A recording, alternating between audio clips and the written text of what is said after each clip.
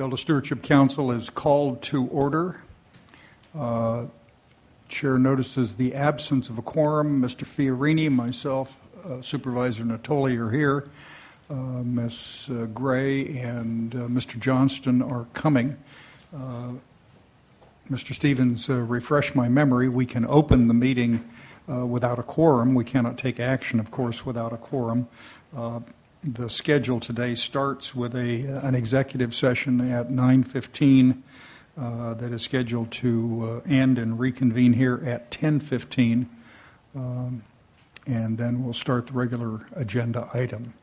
And I assume we could recess or adjourn into executive session, even if just the three of us are here. Is that correct? Can't act, but yeah, okay.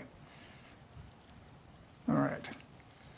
Let's see. Well, then, as a space filler,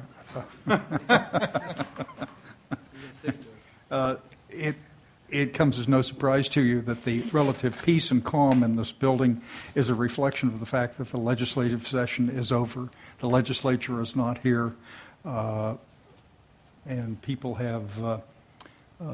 Some people have left on vacation, and many more are hanging around waiting for the governor to sign, veto, or let go into effect without his signature.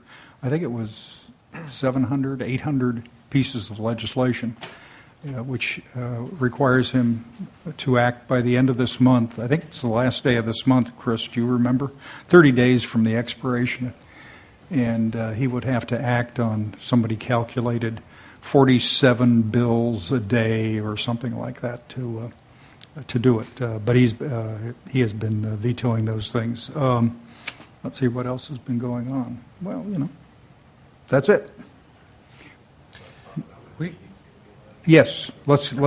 I'm sorry. We could do two things. We can handle information-only items, such as item number 6 on the executive officer's report, and we could also, as I agree with the counselor, that an overview of what we intend to do today would be helpful. Okay, Chris, why don't you start on the overview of the meeting, or Joe, whatever. How do you want to proceed? Joe, Mr. Grindstaff.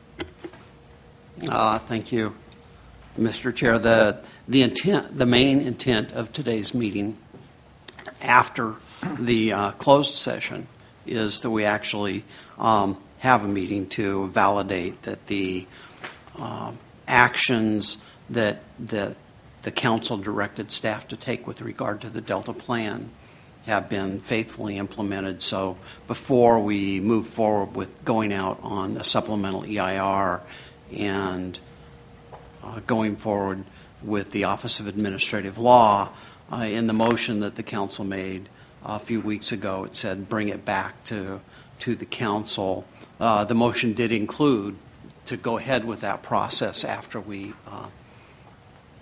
brought it back to the council. So we're not expecting that the council needs to make a motion today in order to move ahead, but we are expecting, if there are any inconsistencies with the council's direction, that you members will point those out to us. So that's the principal purpose of today's meeting. Then we'll carry on with regular business at the meeting at the end of the month. Okay.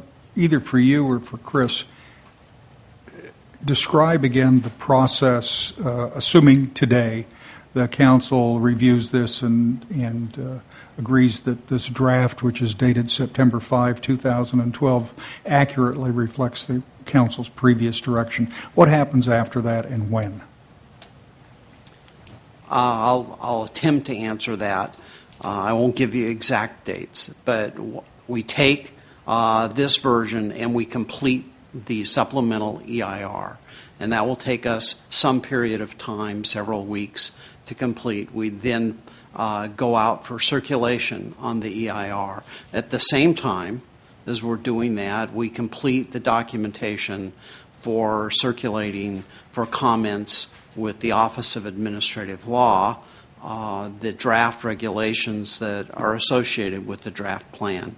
That's also done so that the comments come back to the council. So we will begin, say, the first part of November, sometime around that point, 2 processes of receiving comments that will come back to the council and last for 45 days. Upon completion of those 45-day periods, probably in January, then the material will come back and the council will, it will take some time to process all of the comments. It will come back to the council, and the council will make a final determination and do a notice of determination, notice of decision?